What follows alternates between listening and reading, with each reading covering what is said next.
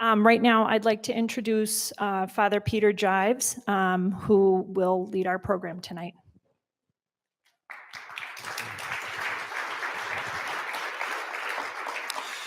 Thank you, Emily. And I want to introduce myself, Peter Jives. I'm a Jesuit priest and also a physician. And in Spanish, I need to introduce. Me llamo Peter, Padre Peter. Soy un médico y un padre jesuita. Welcome to all. Welcome to this audience. Welcome to our streaming audience. And we'd like to especially ask our streaming audience to participate in the chat window when we have questions. We really welcome them. We're aware that we have people watching from San Diego, from Washington, D.C., and certainly Western Massachusetts. So we invite people to participate with us. We're delighted that you really see the value in what we're doing. I'd like to spend a moment to really kind of ground what we're doing and why we are doing what we're doing. Tonight's talk is very apropos to the society we live in. We live in a society right now that many people would say is broken socio-politically, that we are polarized in our conversations about politics, about social matters. People don't speak to each other. If they do, they tend to demean each other.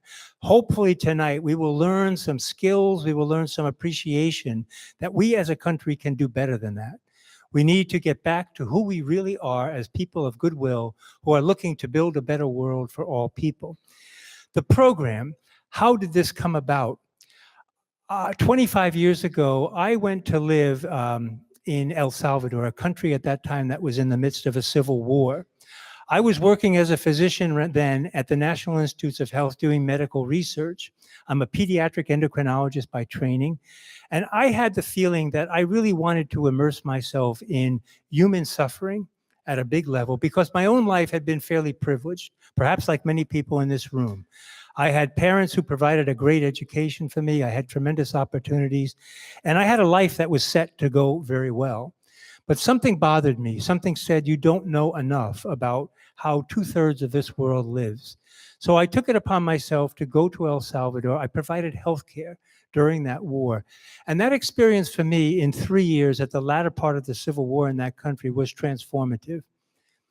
What I learned on two levels, one is the people. The people of El Salvador, it's about 5 million population at that time in a country the size of of Massachusetts, where there had been over a 10-year civil war, about 70,000 people killed.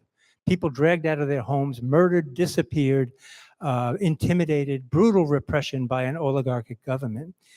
The people would not say no. The people said, we will stand up because we want a better life for our children.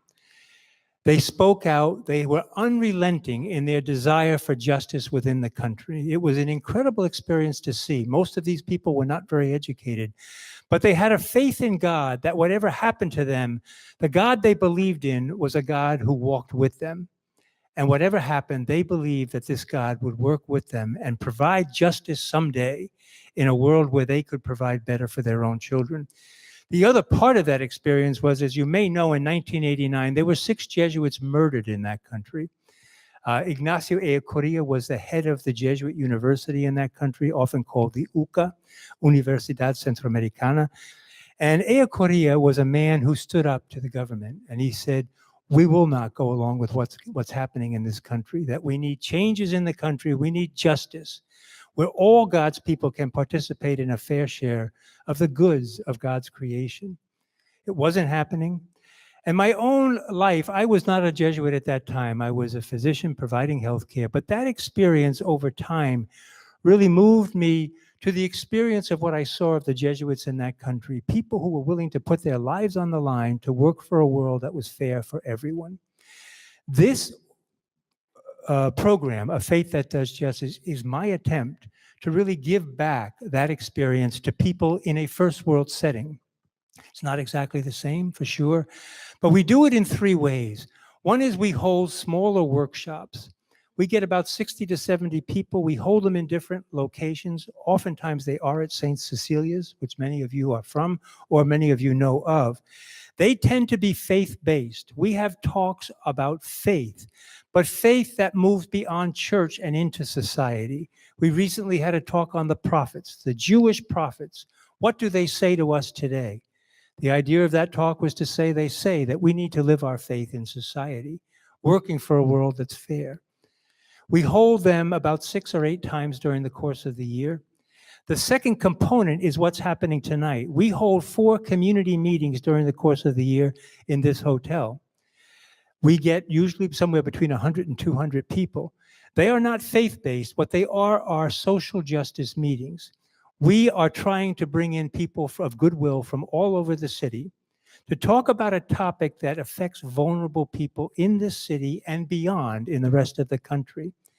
Tonight, given the topic that we have, we're trying to attempt saying that we are better people in this country than what we're hearing from leadership at top and in the parties, the way there is no discussion. The government appears to be broken. And we are hoping tonight that we can learn something individually and collectively about how we might be able to go forward from tonight. The third component to our meeting, our program, is an ESOL program. It's English for Speakers of Other Languages.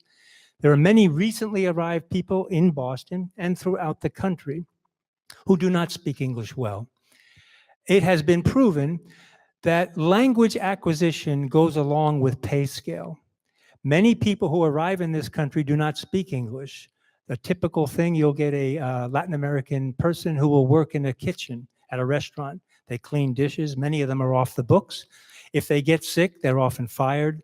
There's really a lot of manipulation, a lot of oppression that goes on with these types of jobs. Our hope is we have teamed with Jewish Vocational Services. It is one of the best English for speakers of other language programs in the city. And the reason it's one of the best, and we are now part of that, is that they work to bring language skills up to a certain level, a job level, with the idea that they then move these people that get the language skills into a program that tries to find jobs for them. That potentially becomes a work of justice. If you can change the dynamic of someone's family where they're working in a kitchen, cleaning dishes, to all of a sudden they're now in a job where they're interacting with people, the pay scale there is much higher. And it affects the family in terms of the financial resources within that family.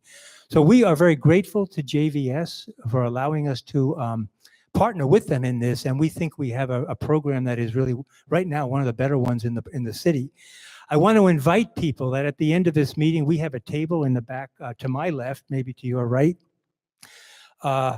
about our program, A Faith That Does Justice, about our ESOL program, and also our tremendous need for volunteers.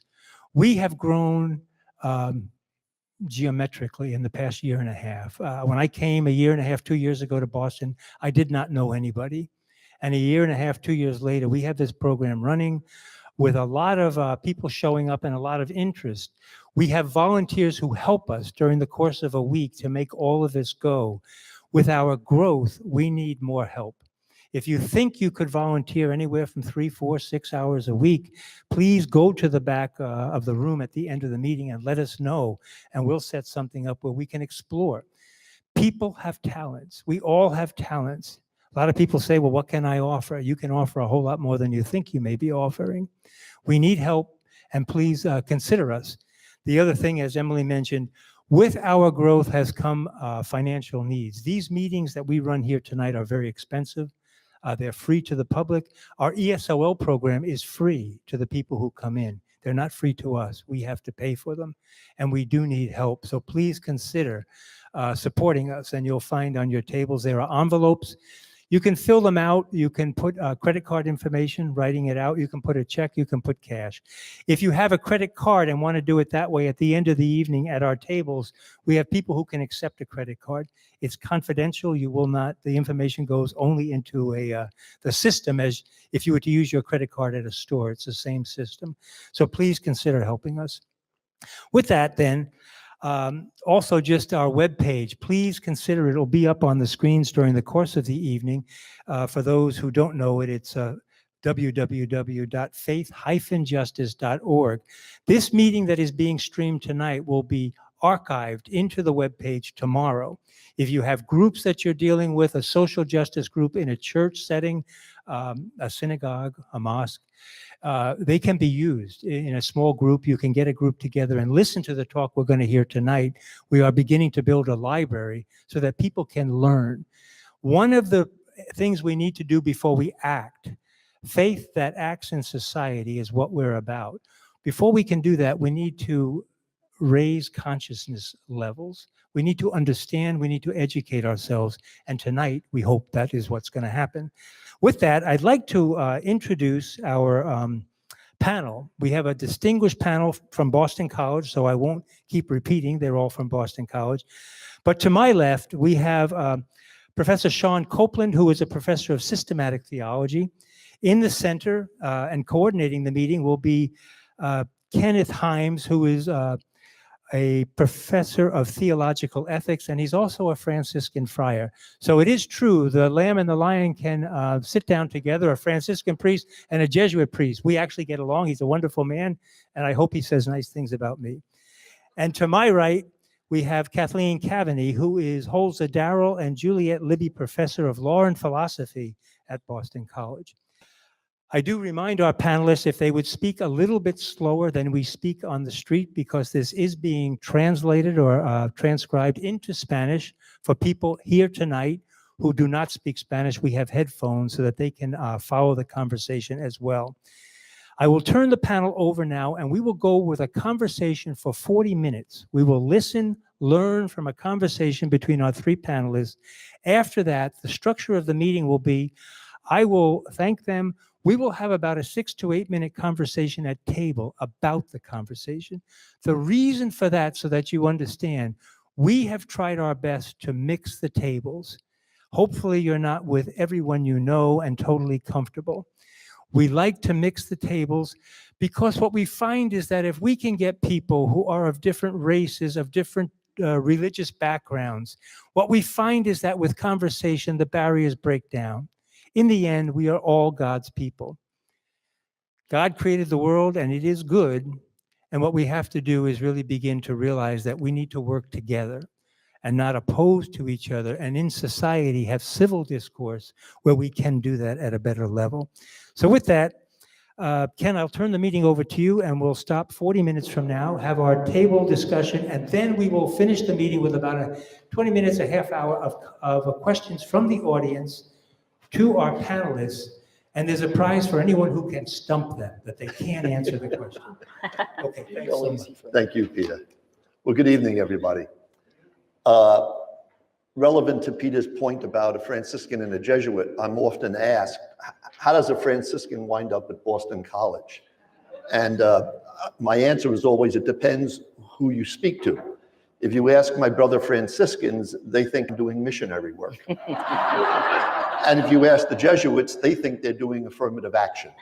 So. Exactly. But let me pose my first question to both Sean and to Kathy. Sean, what is, in your mind, what is it about our national conversation today that is so destructive? What do you see as the dark side of our national conversation today? Well, that's the $64,000 question. I think this issue of, I want to say oppositional, rigid oppositionality, without an openness to considering other points of view except my own. And part of that for me includes some form of self-examination. It's easy for me to examine another person. It's not easy for me to examine myself. So I think that's one dimension of it. In other words, if you begin with the presupposition that I am right and that my answer suffices to solve the problem, then I don't need really to have you disagree with me or to raise other points, whether those points are problematic or whether they are amending what I might have to say. But that also means that I have not engaged in any sort of self-reflection, any sort of self-examination, to consider the possibility that I may not be correct, that there may be something else there. I think we've also agreed earlier that this isn't the first time that we've had acrimonious politics or political relationships in the United States. Kathy talks about how there's no golden past. You know, that's a way to start, I think, at least from my perspective. So a sort of rigidity about opposition, Yeah, I think a lack so. of intellectual humility, really. Well, that's one way of putting it. That's one way of putting it. Because I think the other really has nothing to say to me. Because the other also isn't me. Is far more different than I am. And if I become normative for understanding who and what humanity is, then it's very problematic for me to have a conversation with someone who I would consider an equal, but has a different point of view. Kathy, what's your take on this question? What's the destructiveness that's Well, I think what Sean said was exactly right. I'm going to look at it from a slightly different angle, not about, how we talk to one another, but how we see each other. And when I think about the state of the nation right now, I see a very cramped and narrow and fearful understanding of who we are as a country. And therefore, a sense that anybody who is different from me in the way that Sean was talking might not actually belong here. And that could be, on any different grounds: race, religion, socioeconomic status, whether you voted for Donald Trump or not, whether you live in the flyover country or whether you live on the coast. But you are not, this sense of, if you're not exactly like me, you might not be a real American. And therefore, I need to treat everything you say with suspicion and distance and more than anything else, fear. This sense that if you belong here, maybe I don't belong here. There is no sense, and this is not my line, I'm trying to remember where I read it, but there was someone who said that the best way to move forward in the country is to say, it's good that we all are here. And we're not in a position as a country where we're saying, it's good that we are all here.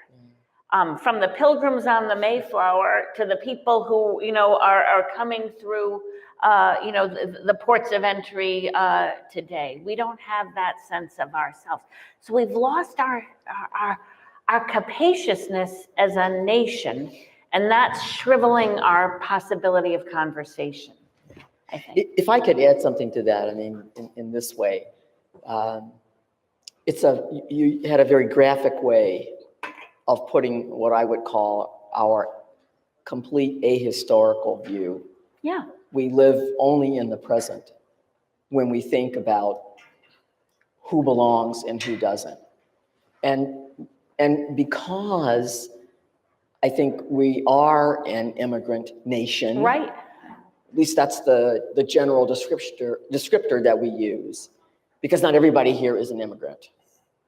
But because we are that descriptor, we use it, we tend to forget that we don't all have the same cultural background. We don't all have the same linguistic differences. We don't all have the same, or to put it differently, we have linguistic differences. And some of that has been erased over time, but not all of it. Right. And so we cling in some ways to a kind of mythic or story past. And here comes, you're different than I am. This is where I belong. And if you belong here, maybe I don't belong, but I've been here and I belong. And so I should be here, and therefore you shouldn't. Yes. Well, and then this, because this is so locked down. I'm speaking from my background. I'm an Irish Catholic. And when I see, when I look in Boston and I look through, the history of Irish Catholics here, and I remember once I worked at a law firm called Ropes and Gray, which is a wonderful law firm, walking in there and thinking, my God, this is America. Like, My great-great-grandmothers would not have been lawyers at Ropes and Gray. They would have been, they might have been on the cleaning staff.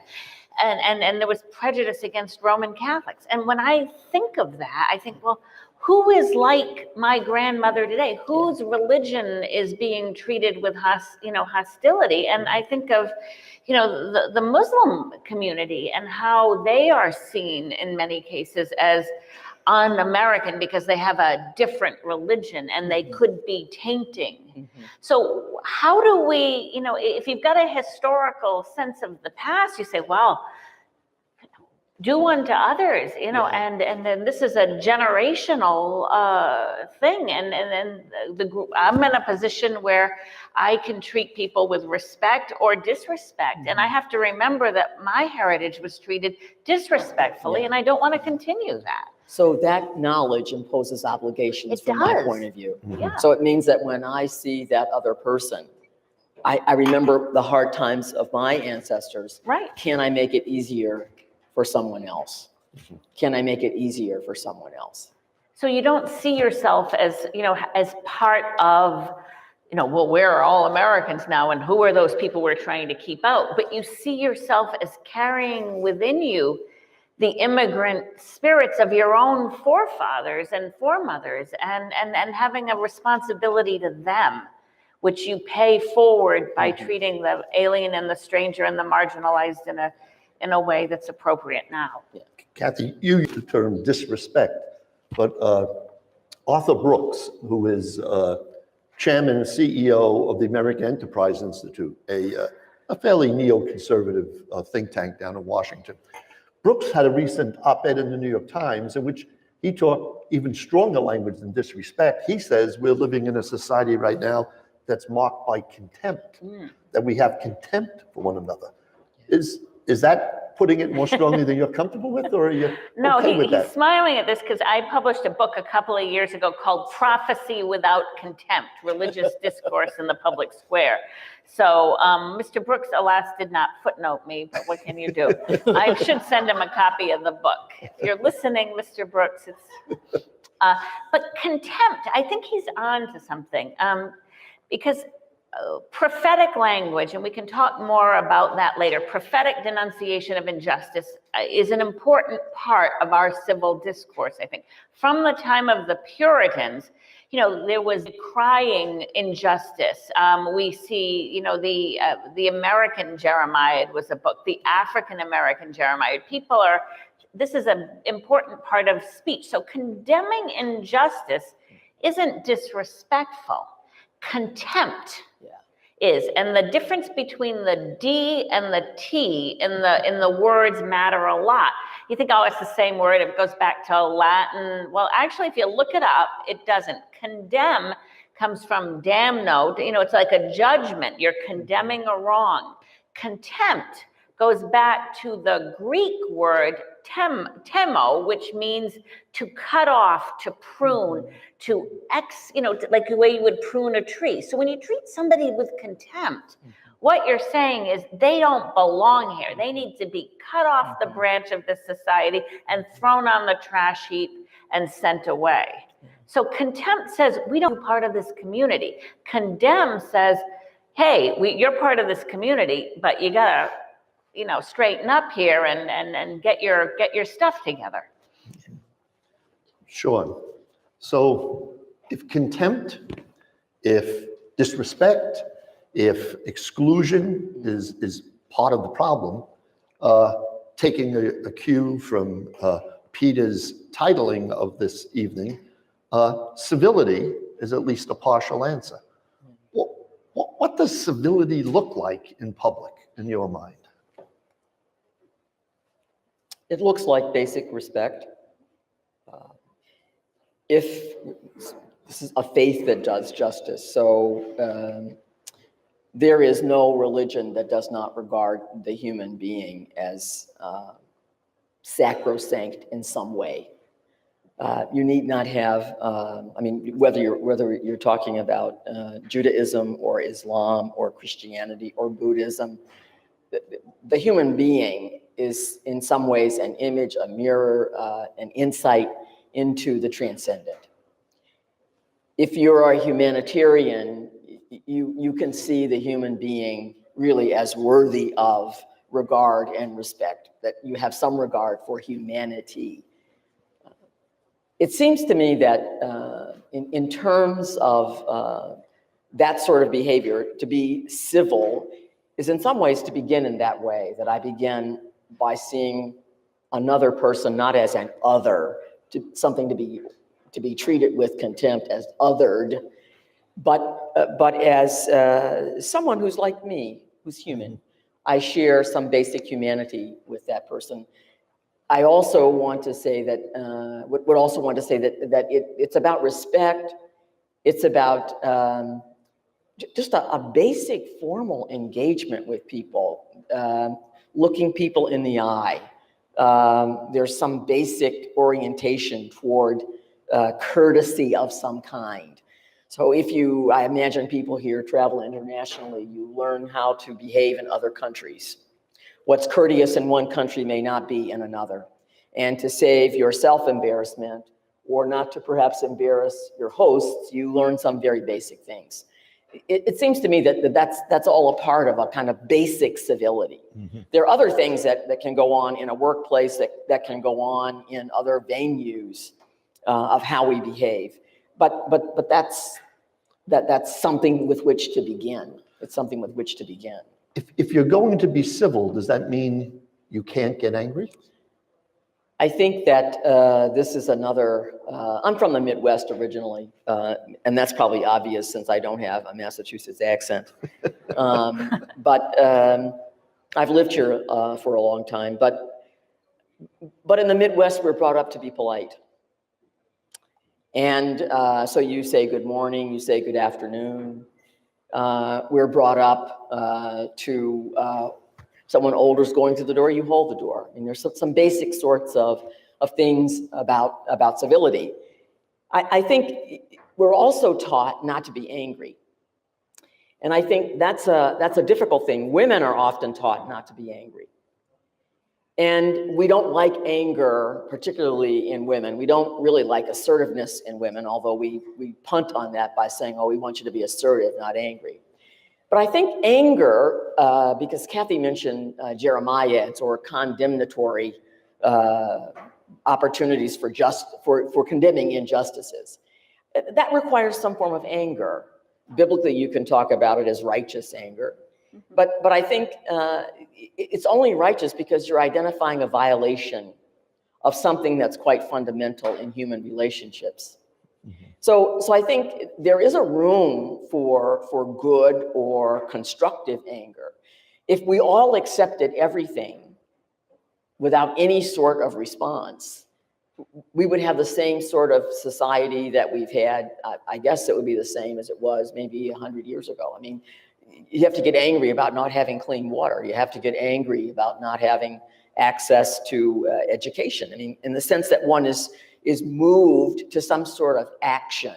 Mm-hmm. You know, I think. I mean, you all might want to talk from the point of view of virtue ethics about passions, mm-hmm. but you're somehow moved to do something, mm-hmm. and you can be angry about what you see when you see people living in the middle of a waste where people are dumping their chemicals from a furniture factory in West Virginia, or you can be angry about people in Flint not having clean water.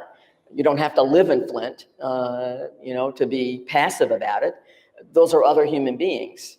Mm-hmm. Those are people just like me. Mm-hmm. So in that sense, I think there is a way to be angry, that we can exercise ourselves in a good way, mm-hmm. a constructive way. Yeah. So Kathy, do you want to weigh in on? So you made a little distinction before between condemn and contempt. Yeah. So there's Sean's been talking about a kind of good or righteous anger, but there's also destructive anger. You want to weigh in here in terms of what you see as some of the differences? Yeah. Well, I mean, I think that Jeremiah, the tradition of prophetic indictment is very important in American history. We've seen it from the time of the Puritans. Their most favorite kind of speech or reading was, these condemnatory Jeremiads talking about how God was really angry at New England, and because they hadn't reformed, they were going to lose their wars and be wiped off the face of the earth. But if they repented and went to church and lived holy and devout lives, God would spare them their destruction.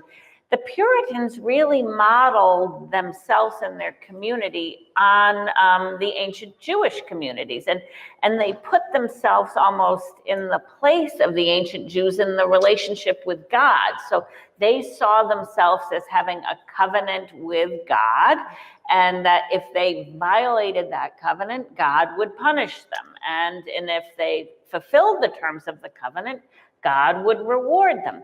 And so the Jeremiad, the anger, wasn't just free-floating anger. It was tied as an indictment to a violation of the fundamental covenant with God. So so that kind of channeled it.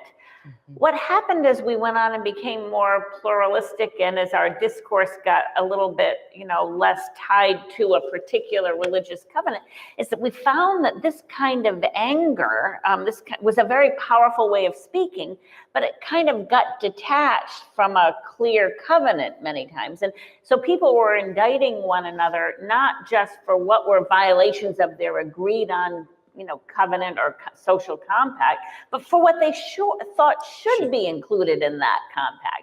And that's kind of like being arrested or indicted for what the cop down the road thinks should be against the law rather than what is against the law. People don't take very kindly to that, and it kind of shuts down discussion.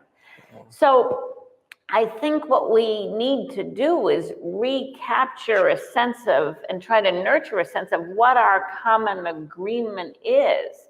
And use that both to temper and to shape our righteous anger, rather than just invoking, really fiery language anytime something offends us for whatever reason. We need to be mindful about it. It's not just a violation of what I think is right, it's a violation of our common concern. So people who use that, Garrison and the slave, the condemnation of slavery, Martin Luther King drew on the imagery of the Jeremiad, a violation of the covenant, of the Constitution, but more than the Constitution, the Declaration of Independence, where all people were, created, equal, So we've got, I think, to return to a sense of when anger is appropriate and when it's just letting off steam in a way that's destructive. Talk radio goes to the latter. You're referencing of the Puritans. I was just reading the other day in class with our students, John Winthrop, the first governor of Massachusetts Bay Colony. Winthrop has a very interesting letter to his fellow Puritans after the Puritans had been attacked by Native Americans and a number of them massacred. And it's such an interesting contrast to the way so many of us reacted after 9/11. After 9/11, it was, why do they hate us? What did we do? Winthrop's reaction to the massacre of Puritans is, how did we fail and so invite this? What did we do to fail in living out our covenant so that we received this attack because in some way we invited it? It's a rather striking thing when you think of how high emotions were after 9/11. To have said something like that would have brought down all kinds of criticism upon national leaders. And yet here's Winthrop, after they've just buried many of their fellow Puritans, his reaction is, maybe in some ways your point, Sean, but there's a certain humility here, a certain willingness to, rather than immediately presume the problem is them, Winthrop's first reaction and the invitation to the rest of the Puritan community of Massachusetts Bay is, we need to ask ourselves, why did we bring this down on us? How did it happen?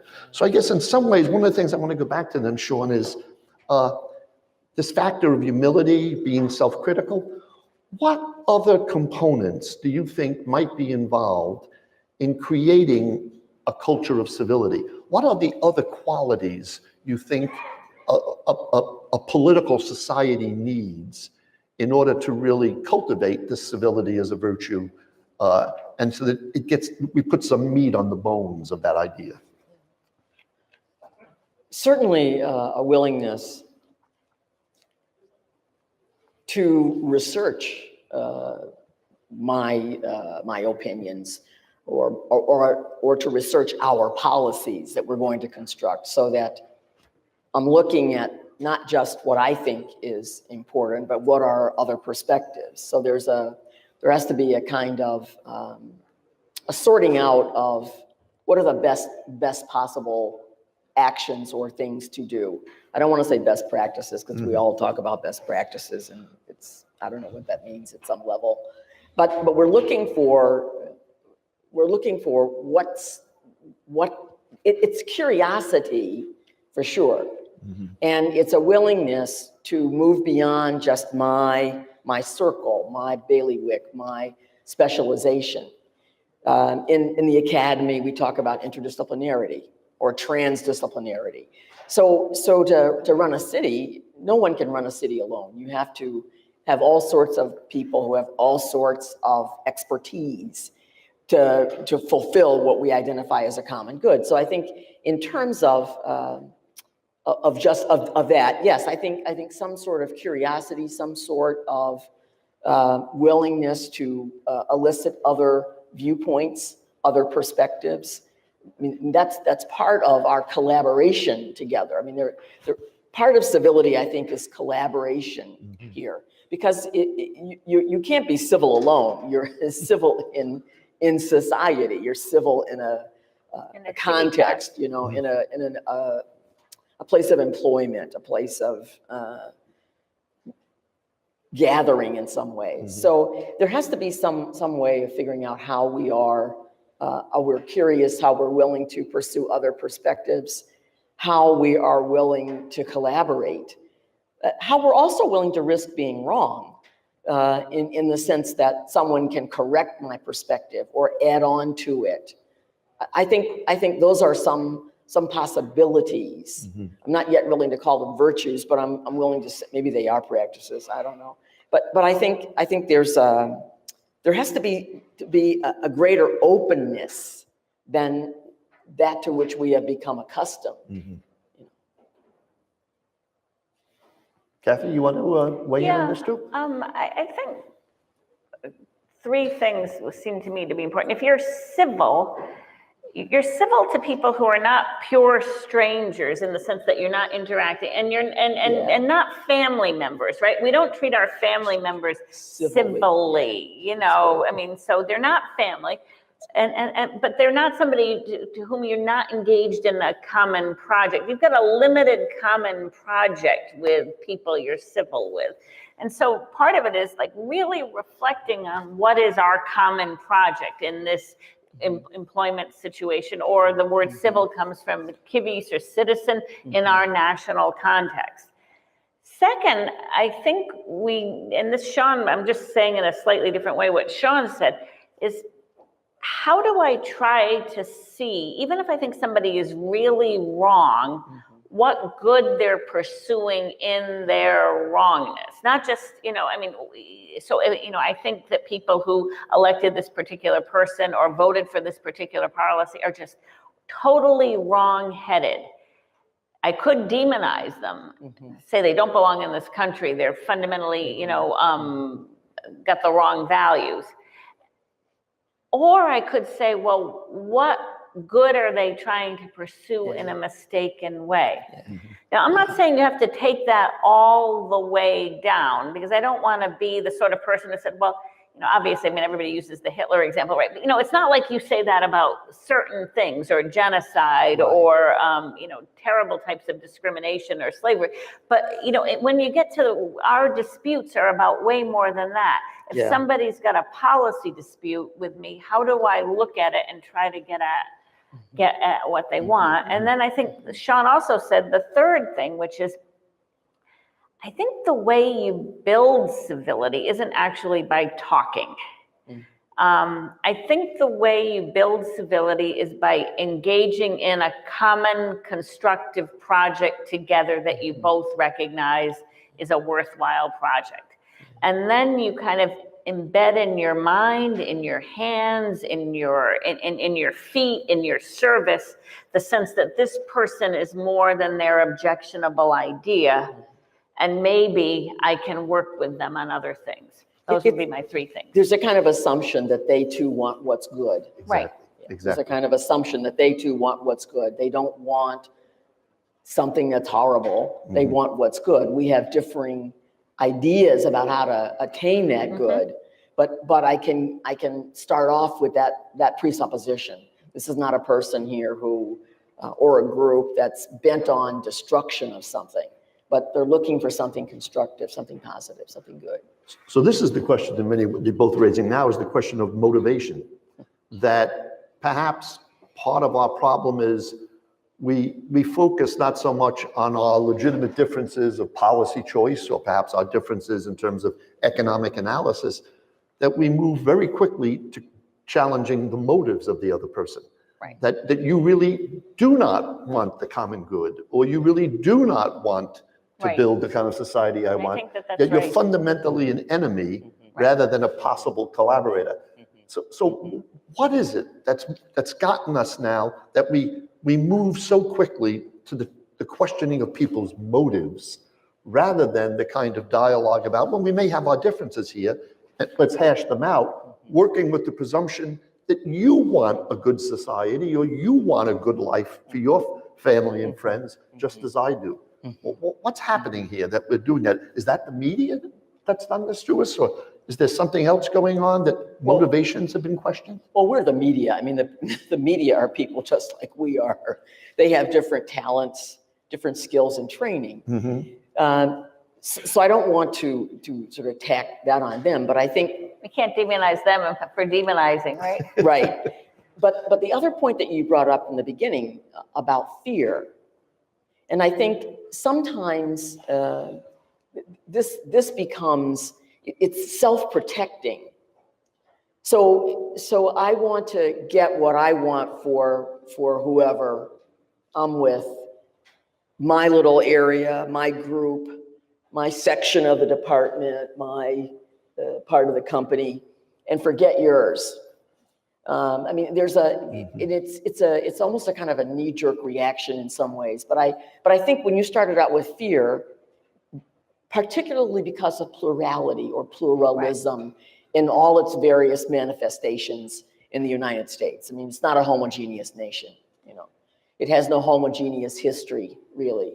And you drop down into it, and you have to confront things for which you are not responsible in terms of their historic existence, but you have to be knowledgeable enough so that you're not perpetuating their legacies, because they're pretty bad legacies. So there's a way in which it's like not being afraid. We have to learn how not to be afraid, both of each other and of, I guess the past, the future, that there's something that is achievable, you know. Don't you think too, some of it is American individualism in this, so we've got a very kind of sense of moral responsibility. Okay, I never owned slaves, I never did this, I never did that, so therefore I'm totally free and clear and I shouldn't have to worry about it, you know. I've got a good moral audit and I'm going to go forward and do my thing. And so this very narrow sense of we're only responsible or accountable for things that we did wrong. Instead of saying, I'm part of a group, I'm part of a country, a great country, and I have responsibilities as part of that to clear up some of its deep injustices and to ensure it acts responsibly in the world stage. So I'm accountable for things that I'm not personally guilty of. Exactly. And I don't think we have a way of talking about that middle ground in our common discussion. It's either you did it, you're guilty, you pay, or you didn't do it, you're scot, don't think about it again. What I say to students sometimes when we have this conversation is that, did you build the building in which you are sitting? No. Did you pave the street on which you drove to get here? No. You're sharing in other people's contributions to the future. And you're making use of them in some way for the good. So there's a way in which, yes, nobody is alive today is responsible for what happened 300 years ago or 400 years ago or 500 years ago. No, nobody's responsible. But we are, you use the word accountable. I would say we're accountable, we're responsible. In one sense, yeah. We're very responsible for not furthering the legacy of those deleterious actions. Right. We have to be, in this sense, vigilant, which means you have to know something about where you live. You have to know something about where you live. You have to know something about your history, because it is your history if you choose to live here. Right. And if we're born here, you don't inherit your history simply by being born here. You have to achieve it in that way. And integrate it into your responsibility. I mean, how do you think of yourself as a being in history? Yeah. You're called, like, you've got responsibilities because you're the child of certain parents, because you're the sibling of certain people, because you grew up in a particular town, because you've got particular talents. A lot of our responsibilities and our moral tasks are not chosen, that they're given. You can respond well or badly to them, but you need to respond. So I think having a broader sense of what our moral responsibilities are, living in this time and place and living in this country, is really what we need to reflect on.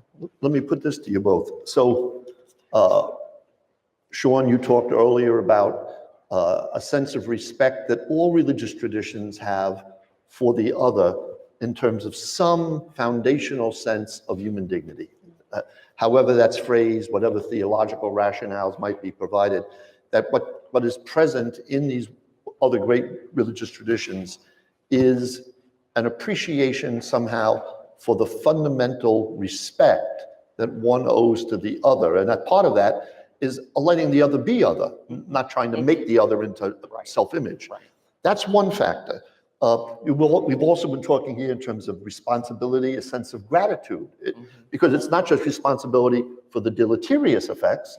There's also, that sense of we've all drank from wells we didn't dig, right? Exactly. We've all been warmed by fires we didn't light. Yes. So there's a sense of a responsibility for keeping the fires going, keeping the water in the well clean. So there's that sense. What other qualities or components would you say need to be sort of raised up for us as significant elements if we're thinking about how do we as individuals fashion for ourselves that we're people of civility?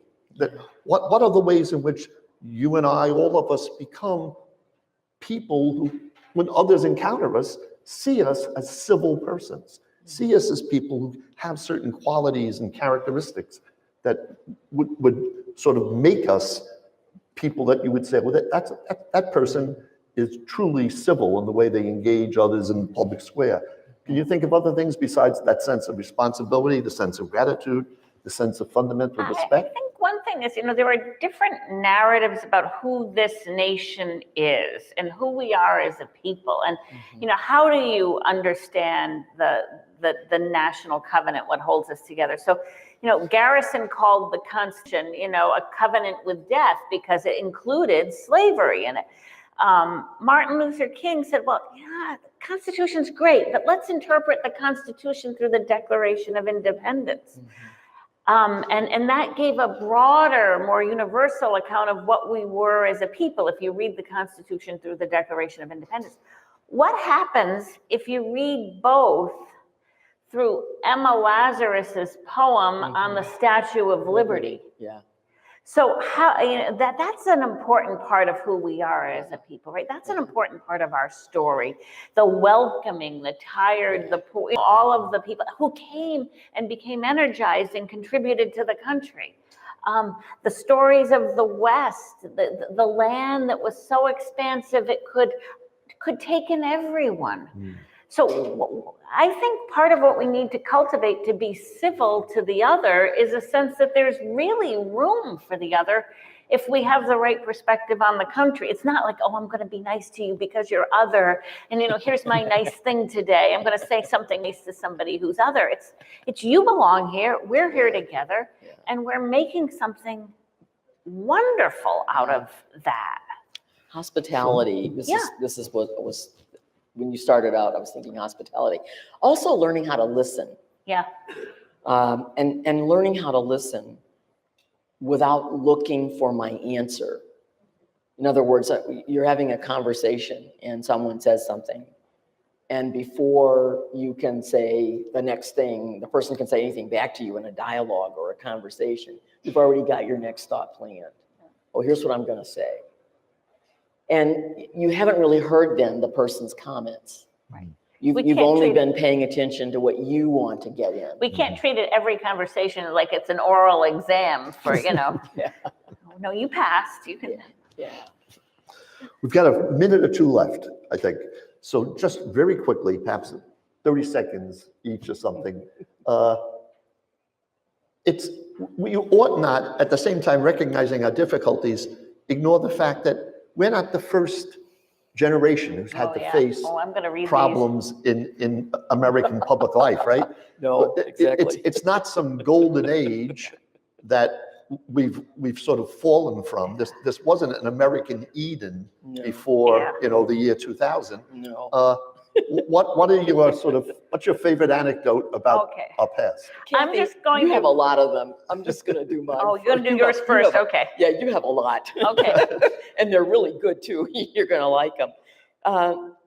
One of the things I came across in reading David McCullough's Americans, The Other Journey. I love Paris, and so I was really eager to read this. But he tells the story of the Massachusetts Senator Charles Sumner, who was attacked by the cousin of a other slaveholding senator because he criticized slavery.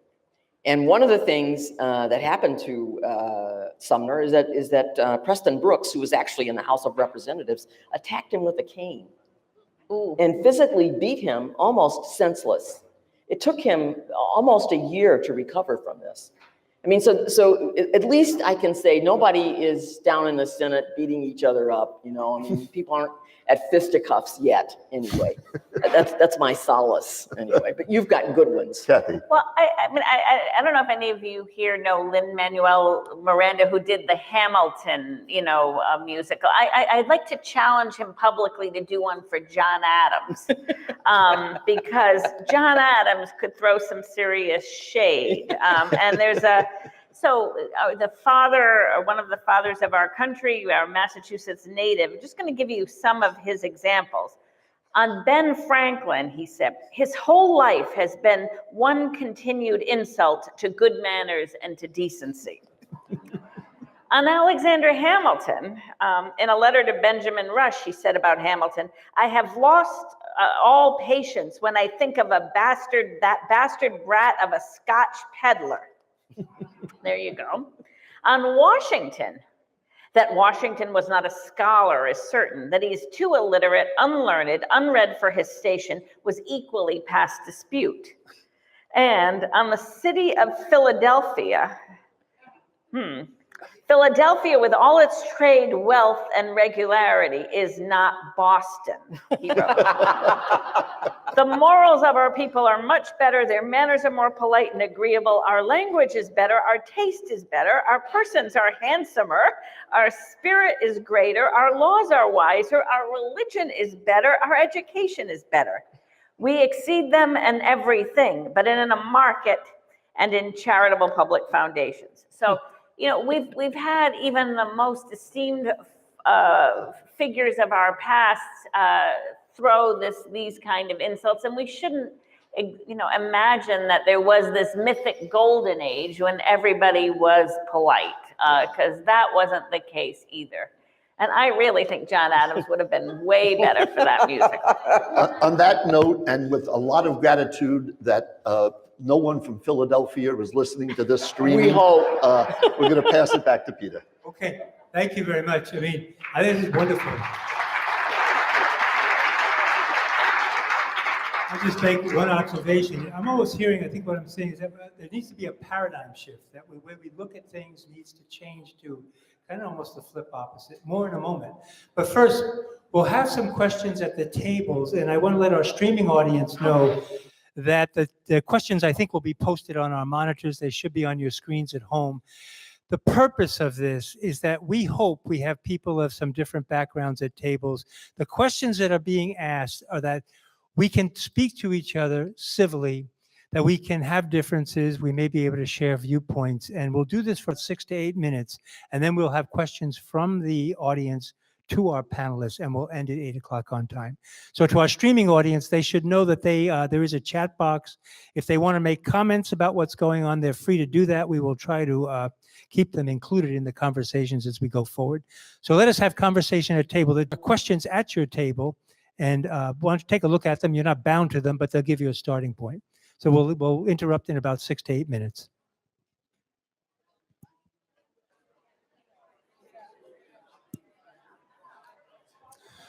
Okay, can I have your attention? Can I have your attention? In the interest of time, we want to get questions from the audience. And the way we're going to work that, we have, I think, about 3 different people who will have microphones. We'll try to space them in the 2 sides and in the middle. If you have a question, you'll have to come to a microphone. Don't speak it out loud, because there's a lot of people in here. It may not carry. We want to get your question through the microphone. In the interest or fairness to everyone here, there's probably a lot of questions that want to be asked. We ask you not to make statements. Don't give a speech. Ask a question, and then we'll try to get an answer from our panelists. And just to be respectful of people, you can ask your questions, but please don't make statements. So where are our microphones? Okay, we have one there, one in the middle, and we probably have one over here. So if you want to ask a question, just move towards a microphone, and we'll take it. Anyone stepping up right away? Okay, I'll start by asking something while people are coming up. This idea I was talking about, a paradigm shift. You know, we heard from the panelists this idea of we see the other as almost opposition. We see them as the enemy. We see them as wrong. And I think, Sean, you mentioned this idea of, we need to be maybe more relational. The idea that the transcendent, that we all have something, hopefully the presumption is that people, even though we disagree, there may be goodness in their intent, even if it is misguided. And we need to have more of a sense of a willingness to listen, a willingness to look inwardly instead of outwardly. Who are we? What are we doing? And how can we respond for the common good or the common purpose? With that in mind, do any of you have a suggestion? I mean, many people here are coming from different churches, maybe a mosque or a synagogue. What can we do at the local level in our different faith-based structures to begin to work towards this? Anyone want to answer that as we have another question coming? Want to start? Well, one thing I would think is, I think it's important, and Sean talked about this too, what does it count to be an educated civil person, not educated in, abstractions, but it's basic respect. Do we know enough about other religious traditions? Do we know enough about their history? Or is everything we're getting only on, the polemics of the news? So I'm sure that in Boston, there are ways, because we've got such a diverse and set of vibrant communities here, to have those mutual education sessions. I think that's the first thing toward, respect is understanding. Yes.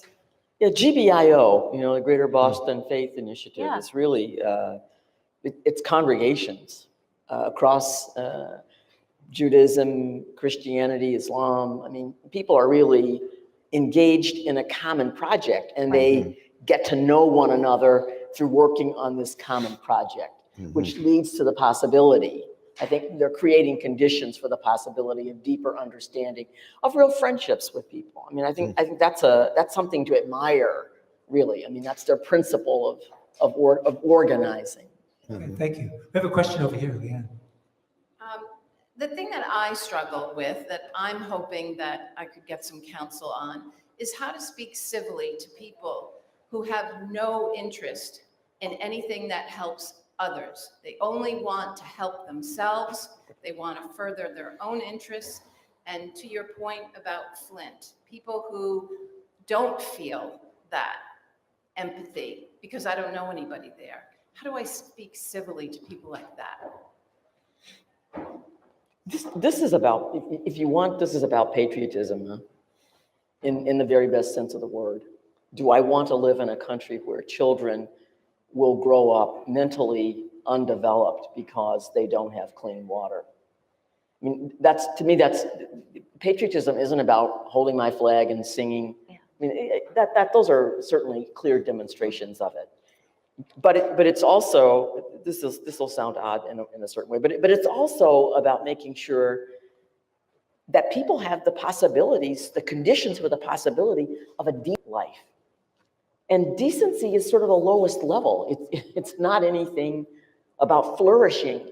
It's just that you have some place to live and some food and some clothes and some possibility of education. It also might mean that the parents of service, people involved in the armed services, don't have to buy their underwear because, it's cold in Afghanistan. I mean, we're all screaming at the budget for, Ken is the expert here on this stuff, but I'm not for this, but I get it. We're in a nation state. This is the 21st century. So if I have the greatest army in the world, why do parents have to send their kids long johns? Because we can't afford to make sure people are outfitted carefully. I mean, to me, those are some basic things. Not running around with my flag and screaming about how. That's like getting little increments of care for others who we keep bragging about as being caring for us. So I think patriotism is, for Aquinas, it's a virtue. Well, the other thing is, I mean, your challenge, though, I heard the question slightly differently, is how do you be civil to people who don't even see the problem the way you see it? How, who don't worry, you said, about, the children in Flint. And I think part of what you have to do, and I'm speaking religiously here, is recognize that you are not going to necessarily convince somebody at any particular point in time. So like I say, well, part of what students want, or philosophers want, or theologians want, this was a philosopher who said, an argument so powerful it sets up a reverberation in the brain. Either the person accepts the conclusion or they die. And wouldn't we all like an argument or at like least that? On a coma. And you'd like to make the powerful case for care for people in Flint, Michigan. So they say, oh God, you're right. I've been like Scrooge. I've got to reform. I think what you can do is see where, treat somebody with respect so that they see you as somebody that actually isn't just viewing them as an instrument in your social justice campaign. Yeah. And then step back. I think that what convinces people isn't actually argumentation. I think what is most likely to change people's minds and hearts is stories, literature or stories, and then say, hey, you might want to take a look at this sometime. Mm-hmm. And then trust the truth to do its work. Yeah. I would just add, yeah. We tend to live in a culture of complaint. Everybody wants to think about the way they've been victimized or the way they've been disadvantaged. I think to turn that around, I think the imagery should be, everybody knows what it's like to have the wind in their face, right? But to ask people to think about, when have there been times when the wind was at your back? Mm-hmm. When have there been times when you've been carried along, not by your own power, and not by your own merit, and not by your own skill, but someone came along and helped you. You got a push from, you don't know where it came from, but a door opened up that wasn't open there before. or someone came along and assisted you. You had a good mentor in high school, or a wonderful coach of a sports team you were part of, or a scout leader of a pack. We've all had undeserved benefits. And if you can ask people to think about that, then it seems to me, once people begin to realize there's been a gift dimension to their life that they didn't earn, then maybe you say to people, so how are you going to pay it forward? Yeah. What are you going to? I think you start by helping people to feel gratitude, and then out of gratitude, then maybe people feel I should give something back. But if you let people constantly think about how they've been disadvantaged and all the ways I've been put upon, then people naturally stay self-interested. Okay, thank you. I just want to remind our streaming audience that if they have a question, they can type it in and we'll try to get to it. We have a question, I think we have a streaming audience. Right. Okay, go ahead. We'll get the streaming 1 second. Go ahead. Thank you so much. There's a lot to think about here. And I started to, Kathleen's response to the last question is kind of a perfect segue to what I was resonating with, and that is, so one might say, oh, tough on crime, who could argue with that? And then Michelle Alexander wrote a book that totally reframed all of our stereotypes about people that wind up in prison. Then you've got Tattoos on the Heart, a reframe of stereotypes about... Question.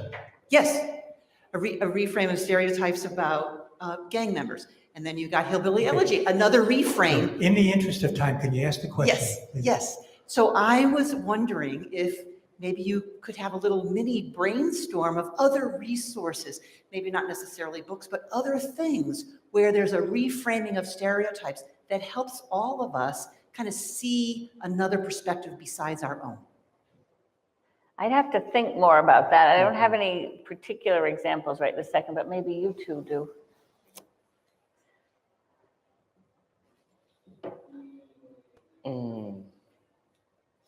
Juneteenth, the documentary Juneteenth. Okay, or 13th. 13th. Yeah. 13th. 13th. Yeah. 13th. On Netflix. If you haven't seen it, very, very powerful on race relations. Okay, we have a streaming question? Yes, we have a question from the online audience.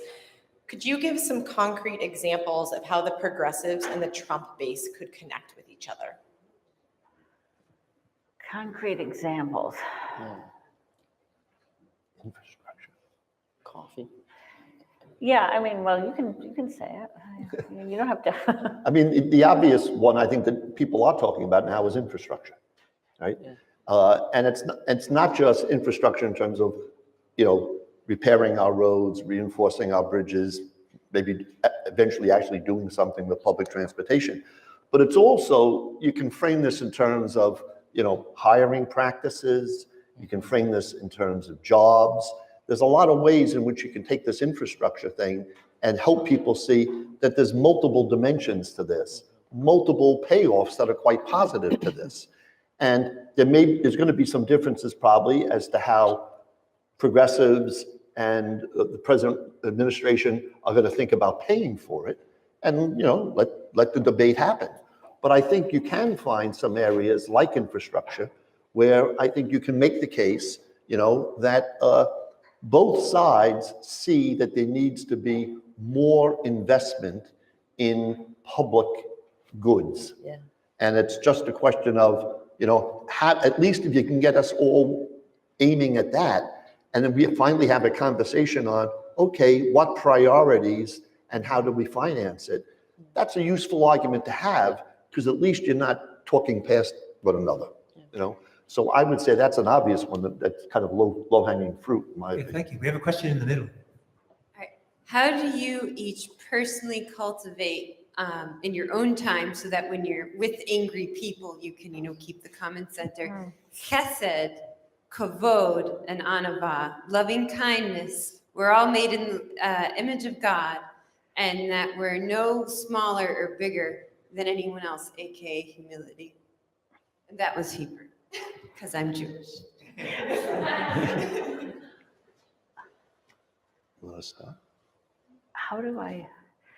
Well, I have a good set of family and friends who remind me that, you know, I'm not, you're no smaller or bigger than anyone else. You know, you just, I think part of it is getting people who are honest around you, who are going to hold you accountable to your common standards. That's what friendship really is about, is saying, hey, you know, we're both friends in light of this thing, and you're really going beyond that. The practical thing I do, I have a, you know, I tend to have a temper. So when I have a temper, I try to have the temper tantrum like privately and get it out, and then try to, you know, in public have, you know, having let the emotion go, be able to work with, you know, a more calm demeanor. So I'm just nice. You're from the Midwest. You're really Midwest. is. She is. Okay, a question all the way down the far end. What if we could just talk with one another as human beings, the essence of what we really are? And I think of that, what if we could all own our mortality? Yeah. What if we could all own our vulnerabilities? What if we could all own our interdependence? Okay, sir, in the interest of time, ask the question. We have a couple more. That's the question. What if? Yeah, what if? What if? Yeah.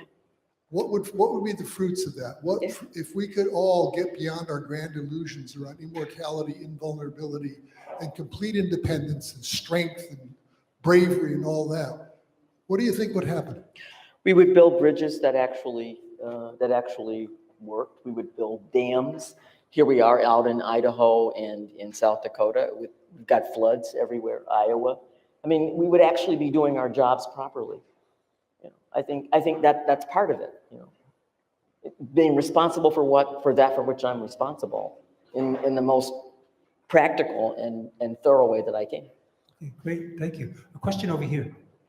So you mentioned how you gave such vivid examples of a lack of civility in our country's history, and you said there's no golden standard for civility. So my question is, what hope do we have as a society to reach a more civil discussion with one another? What, I couldn't hear. What was the question? Like, what hope do we have? Do you have any positive examples of other societies that we can point to and say, this is our goal of what this looks like? Well, I don't think we need, I think we are a unique society, and I think we need to be proud of it. We are a country that includes, you know, I mean, I don't like to use the word melting pot because that suggests that we all should be some sort of homogenized something, but maybe we're a stew.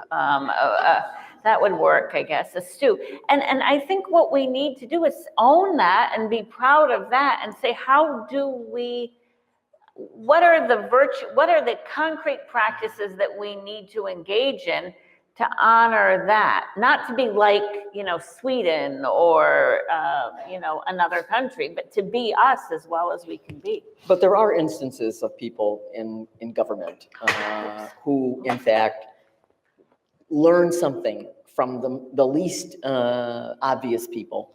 I mean, the famous story of Earl Warren and his chauffeur. The chauffeur sleeping in the car. He wants to know why. Because he can't sleep in the same hotel as Earl Warren because the chauffeur's black. And it makes segregation more graphic to him than it ever has been. And he's able to respond to that. So it seems to me that there are instances already in the country. These are the ones of incivility, but there are plenty of opportunities, I think, we can look to for people who show us that we can change when we connect with one another as human beings. Okay, thank you. Question in the middle.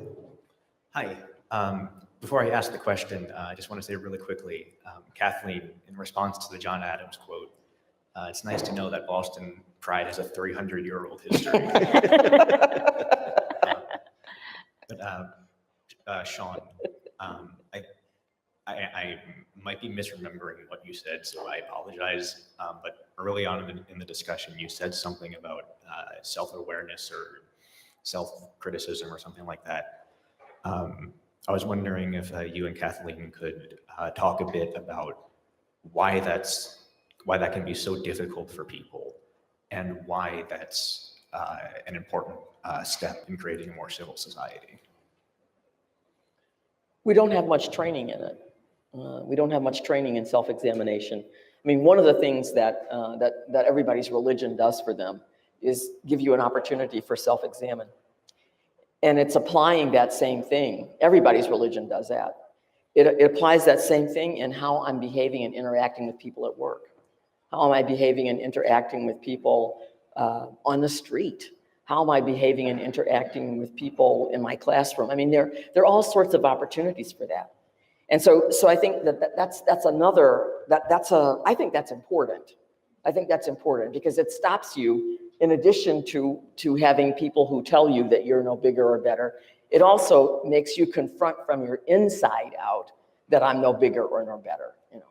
The other problem is, I think that, you know, we're encouraged by the society to think about the external presentation. You know, it doesn't matter how you feel on the inside as long as you've got the, you know, you've curated your public image on all the, you know, the social media sites, as long as you interact in a way that, you know, that fits where you want to go. And I think, I mean, this is a totally different conversation, but I think this is creating a kind of existential despair, particularly in younger people, millennials, because they don't have an interiority. They just have thicker and thicker exteriority. And I think that creates also a sense of fear and a sense of despair and a sense of not being able to reach out because they don't have an interior from which to anchor the reaching out. So I think your question's an extremely good one because I think you can only build a bridge if you've got a firm foundation on your side of the river. And that's through interior cultivation and discernment. Okay, thank you. We're almost running out of time. We have 2 questions. I'd like to get them both. Sir, why don't you ask your question there? I think the references to the Hebrew Bible covenant theology of our founders is very appropriate. And this question is how you would interpret that to what I see as a key issue today. And that is, must our American covenant include open borders? Or could some limits on immigration be necessary and moral? What was that question? It was hard to hear the question. Sir, can you say it Could you again? say it We didn't- again, We didn't please? quite get it. I think it was about immigration. You said just one more time. Maybe hold the mic a little bit further away. Yes. Can some limits on immigration be necessary and moral as a part of covenant theology, or do you think that's wrong?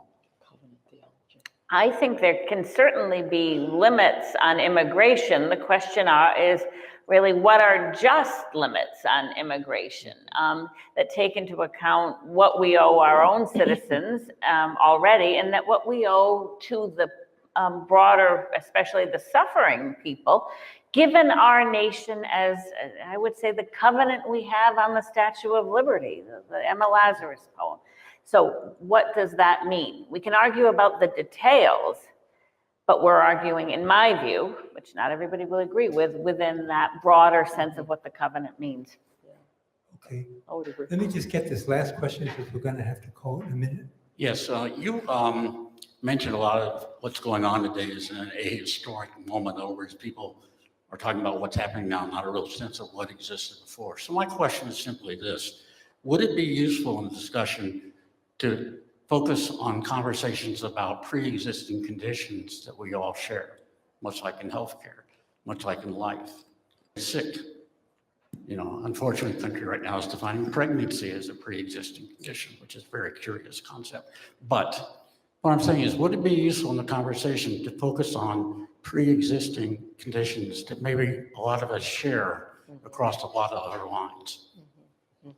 That's interesting. That's apropos of what could progressives and people who perhaps are staunch supporters of the president. Yeah, certainly. I'm sure there are dozens of pre-existing conditions in this room. You know, there are probably a couple on this podium, but I think that's really good because nobody wants to consign anyone else to a kind of future it's not something that you earn for yourself. I mean, it's something that happens. It's something that happens. You don't will to get rheumatoid arthritis. You get it. Well, and I think that part of the trouble is, and this we're bringing in, like on the whole debate about Obamacare, there wasn't a good debate about what the bill did and didn't do. And partly it was because of, I think, the lobbyists who were coming up with extraordinary, kind of disaster scenarios about the death panels and so how do we didn't talk about this, how do you fight back against people who make money by sensationalizing and problematizing really complicated questions? I mean, I don't want to demonize them, but how do you say, hey, come on, stop it? Okay, let me, on behalf of everyone, Kathy, Ken, Sean, I want to thank you for a wonderful conversation. I think it's been very uplifting and consciousness raising, so thank you. Good job. Good job. Thank you. And we're really appreciative. And hopefully they'll stay a few minutes as we end. If you have questions, you feel free to come up. Maybe we can get a couple more questions answered. I want to just end by saying a couple of things. Number one, thanking all of you for being here. We want to thank our streaming audience. And I want to remind everyone that in April, we will have a workshop that's going to be called Catholic Social Teaching in the Age of St. Francis. That will be at St. Cecilia's. If you've signed in tonight, if you're on our mailing list, you'll get a notice about that. And in May, we'll be back here for a conference on poverty and income inequality in Boston. It should be a very interesting talk. And finally, let me just say too that again, I want to remind you, we need volunteers. If you want to find out more about our programs, please visit on your way out the table to my left in the back. We could use all the help we can get. And finally, we could use your financial support. Again, these meetings are expensive. They're free to you. They're not free to us. So I want to encourage the idea too that on our webpage, you can actually sign in to a monthly donation that can come out of your credit card. We would love to build that up where we could have money coming in on a monthly basis instead of at the end of the year or something when people generally give. So on your tables, there are envelopes. You can fill out credit card information. You can swipe a credit card at the back table on the way out.